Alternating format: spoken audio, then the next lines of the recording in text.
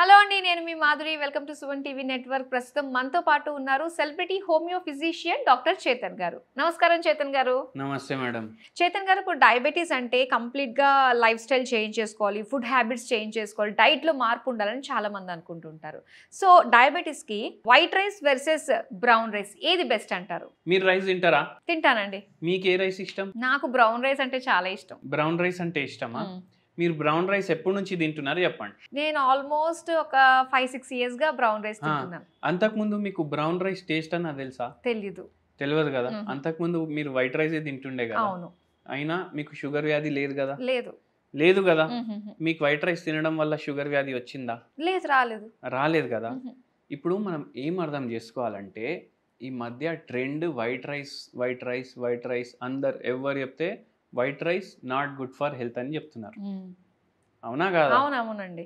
అప్పటి నుంచి ఏమైపోయిందంటే బ్రౌన్ రైస్ తినడం అలవాటు చేసుకున్నారు పేషెంట్లు. ఒక విధంగా చూసుకుంటే ఇప్పుడు నేను ఏమంటా అంటే పేషెంట్లకు, సార్ మీరు ఒక్క పూట రైస్ తినండి, మన దగ్గర మొత్తం షుగర్ వ్యాధి రివర్స్ అయితే తగ్గుతుంది. మొత్తం షుగర్ వ్యాధి వస్తారు, ఏడికెళ్ళో వస్తారు. ఛత్తీస్గఢ్ నుంచి వస్తారు, జార్ఖండ్ నుంచి వస్తారు, ఇందోర్ నుంచి వస్తారు, భోపాల్ నుంచి వస్తారు, మళ్ళీ దాని తర్వాత ఢిల్లీ నుంచి ఎక్కడెక్కడి నుంచో వస్తారు షుగర్ వ్యాధి తగ్గించుకోవడానికి. అంటే ఏమైపోతుంది అంటే ఒక టైం తర్వాత మనిషి విసిగిపోతాడు. అరే ఏమేం చేయాలి, నేను ఎంత అని చేయాలి, ఎప్పుడు వరకు అని చేయాలి అని అయిపోతుంది కదా. అవును.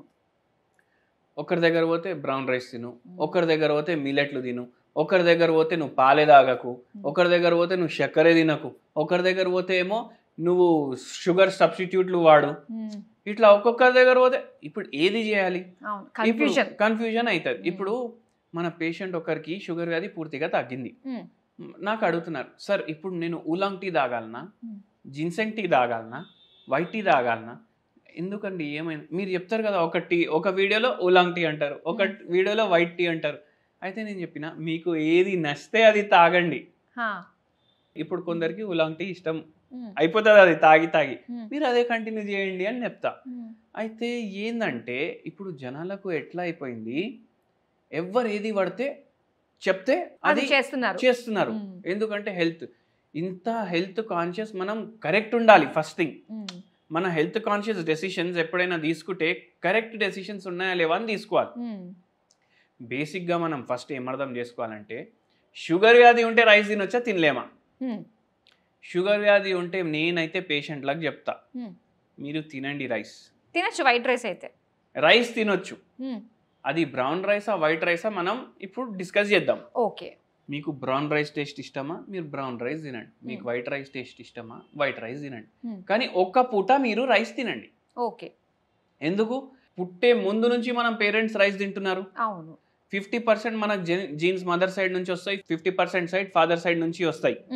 అంటే 100% మన జెనెటిక్ ఏదైతే ఉంటుంది కదా, జెనెటిక్ స్ట్రక్చర్, మన బాడీ, మన ఫీచర్స్, మన మెంటాలిటీ అంతా ప్రీడిసైడెడ్ ఉంటుంది.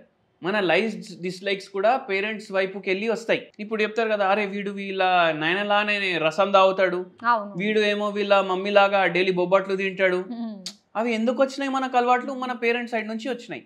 వాళ్ళకున్న అలవాటు ఏంది? రైస్ తినడం. Rice over a period of time polish అవుతుంది. ఏమవుతుంది అంటే దీంట్లో ఉన్న ఫైబర్ పోతుంది పాలిష్ చేస్తే. మెగ్నీషియం తగ్గుతుంది, మినరల్స్ తగ్గుతాయి, ఫైబర్ తగ్గుతుంది, మెయిన్గా ఫైబర్ తగ్గుతుంది. ఇప్పుడు నేను మీకు ఒకటి ప్రశ్న అడుగుతా, మీ ప్రకారం అంటే లేమన్ లాగా ఆలోచించండి, హెల్త్ మైండ్లో పెట్టుకోకండి. బ్రౌన్ రైస్లో ఉన్న ఫైబర్కి వైట్ రైస్లో ఉన్న ఫైబర్కి ఎంత % తేడా ఉంటుంది మీరు చెప్పండి. బ్రౌన్ రైస్ లోనే కాస్త ఫైబర్ ఎక్కువ ఉంటుందని అనుకుంటా. అంటే ఎంత పర్సెంటేజ్ ఉంటుంది కదా? పర్సెంటేజ్ వైజ్ గా చెప్పాలంటే ఒక 30-40% ఉండొచ్చేమో. 5%. 5% ఫైబర్ బ్రౌన్ రైస్ లో. దానికోసం ఇప్పుడు ఎట్లా అయిపోయింది అంటే, ఇప్పుడు వాడు హస్క్ తీయకుండా మనకు అమ్ముతుండు కదా రైస్. అవును. అంటే ఏంది, ఫైబర్ తీయకుండా పాలిష్ చేయకుండా మనకు రైస్ అమ్ముతుండు. దాని ప్రకారం బ్రౌన్ రైస్ రేట్ తక్కువ ఉండాలి కదా. అవును. కానీ బ్రౌన్ రైస్ రేట్లు పెరిగిపోయినాయి. అవును. ఎందుకంటే డిమాండ్ పెరిగింది. యాక్చువల్గా చూసుకుంటే వైట్ రైస్ కి బ్రౌన్ రైస్ కి ఫైబర్ లో ఉన్న తేడా 5%. అబ్బా, 5% డిఫరెన్స్. మీరు టేస్ట్ కోసం తింటున్నారంటే బేఫికర్ వైట్ రైస్ తినండి. ఒక 3 బుక్కలు తక్కువ తినండి. ఓకే. మళ్ళీ ఇంకోటి నేను చెప్తాను, ఈ మధ్య మీరు వింటున్నారు మెగ్నీషియం డెఫిషియన్సీ. షుగర్ వ్యాధి పేషెంట్లలో ఎక్కువ వచ్చేది మెగ్నీషియం డెఫిషియన్సీ. అవును. మీరు 50 దాటిండ్రు, మీకు షుగర్ వ్యాధి ఉంది, నరాల నొప్పులు ఉన్నాయి అంటే మెగ్నీషియం డెఫిషియన్సీ ఉంటుంది. మీరు వైట్ రైస్ తినకుండా బ్రౌన్ రైస్ తినండి. హస్క్లో ఉంటుంది మెగ్నీషియం, అది మొత్తం పాలిషింగ్లో పోతుంది. ఇంకా ఏ రైస్ అన్నా ఇంకొకటేలా అనిపిస్తుంది కదండి మరి. అంతే, బ్రౌన్ రైస్లో ఏమో మీకు మెగ్నీషియం వస్తుంది, అది డెఫిషియన్సీ కొద్దిగా కవర్ అవుతుంది. ఓకే. కానీ దాని తప్ప మీరు వైట్ రైస్ బ్రౌన్ రైస్ ఎక్కువ ఆలోచించే అవసరం లేదు. సింపుల్ చెప్తా నేను పేషెంట్కి, ఇది ఇష్టం, ఇది తినండి, పోర్షన్ కంట్రోల్ చేయండి. మళ్ళా మాకు షుగర్ వ్యాధి వచ్చింది కదా తినడం వల్ల, నేను ఒకటి చెప్తా, మీరు తిండి వైట్ రైస్ తింటే రాలేదు మీకు షుగర్, మీ లైఫ్ స్టైల్ చక్కగా లేకపోయేసరికి వచ్చింది మీకు షుగర్. అవునా కాదా? అవును. సూరత్ నుంచి ఒక అతను వచ్చిండ్రు, వాళ్ళ కాడ చపాతీలు తింటారు. ఓకే. నరాల నొప్పులు ఉన్నాయి, చేతుల్లో తిమ్మిర్లు ఉన్నాయి, చక్కర్లు వస్తున్నాయి, మార్నింగ్ తొడ నొప్పులు, అరికాల మంటలు, ఇట్లా ఎవరో తోసినట్టు ఉంది ఫీలింగ్ వెనకాల నుంచి. షుగర్ కంట్రోల్లో వస్తలేదు. రైస్ తింటారు, మేము రైసే తినాం, షుగర్ రాలేదా చెప్పండి? వచ్చింది. అవునా కాదా? Main thing life style. నేను చెప్తాను, మీ ఆఫీస్ ఎంత దూరం? 3 కిలోమీటర్లు. డైలీ ఆఫీస్కి వెళ్ళండి వాకింగ్, డైలీ ఆఫీస్ కాడికి వెళ్ళి రండి వాకింగ్, 6 కిలోమీటర్స్ అవుతుంది కదా. దాని తర్వాత ఏదో వర్కౌట్ చేయండి, ఏదో మీకు ఇష్టం ఉన్న స్పోర్ట్స్ ఆడండి. అరే 50 ఏళ్ళకి ఏం ఆడతాం? ఎందుకు 50 ఏళ్ళకి తింటలేమా? మనకు ఏది ఇష్టం అది మనం చేస్తలేము. అవును. క్రికెట్ ఆడుతుండే, గల్లీలో ఆడుతుండే క్రికెట్ చిన్నగా ఉన్నప్పుడు, ఇప్పుడు ఆడుతున్నారా ఎవరైనా? అరే మనం ముసలోనం అంకల్ అయిపోయినాం మనం, ఎందుకు మనకు ఈ ఆటలు? అరే మీకు ఏది ఇష్టం మీరు అదే వదిలేసి మీరున్న మంచినే లేరు, ఇంకా మీకు రోగాలు రావా? వస్తాయి. అవునా కాదా? ఇప్పుడు కొందరికి భరతనాట్యం ఇష్టం ఉంటుంది, చిన్నప్పుడు చాలా మంది పిల్లలు నేర్చుకుంటారు. అవును. అది ఒక సాధన, గుళ్ళల్లో చేస్తుండే భరతనాట్యం కానీ కూచిపూడి కానీ, అవి కూడా వదిలేసుకుంటారు. ఏం చేయాలి సార్, వంటలు చేయడానికి 2 గంటలు అవుతుంది, మళ్ళీ 2-3 గంటలు బాసన్లు బట్టలు, పనామె వస్తుంది, ఆమెతో మొత్తం ఇల్లు ఊడవడం అవన్నీ చూసుకోవడం, పిల్లలు టిఫిన్లు, ఏడ మిగులుతా టైం? మీకోసమే మీకు టైం మిగులకపోతే రోగాలు వచ్చేది ఎట్లయినా వస్తాయి. షుగర్లు, బీపీలు, థైరాయిడ్లు అన్నీ వస్తాయి. అవును. రోజు 4 గంటలు ఏదో ఫిజికల్ యాక్టివిటీ చేయాలి, రోజు 8 గంటలు పడుకోవాలి. ఏమన్నా తింటే ఏం కాదు. ఓకే.